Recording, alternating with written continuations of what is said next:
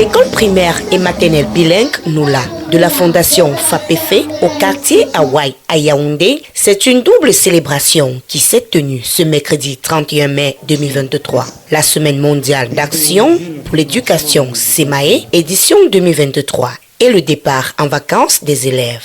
Comme il est de tradition, la Cameroon Education for All Network CEFAN porte le plaidoyer pour l'effectivité de la gratuité de l'éducation de base. Un appel qui a été réitéré par le représentant de la présidente du conseil d'administration. Hier, c'était à Madame la représentante de la mairie de Yaoundé 3e que le dit plaidoyer a été remis. C'est aujourd'hui, c'est à Monsieur l'inspecteur de l'éducation de base de Yaoundé 4e que l'on l'a remis.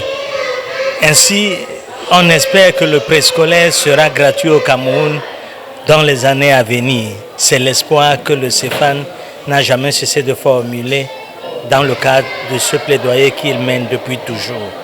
Une initiative qui n'est pas tombée dans les oreilles des sourds. Nous avons suivi le représentant du CEFAN qui a présenté le taux de déscolarisation de nous tout petits en âge maternel, de l'école maternelle. Si déjà nous avons 40% de nos enfants qui ne sont pas à l'école, peut-être sous prétexte que les frais d'écolage coûtent un peu cher. L'État devrait rester sensible et d'ailleurs, comme il a toujours été, nous pensons que d'ici là, l'État pourrait arriver à décider de ce qu'au niveau de la maternelle aussi, que l'école puisse être gratuite. Cérémonie riche en couleurs de par des prestations artistiques, des récitations et des sketchs sur des thématiques de l'heure telles que le choléra. Cependant, les organisateurs décrivent certaines embûches.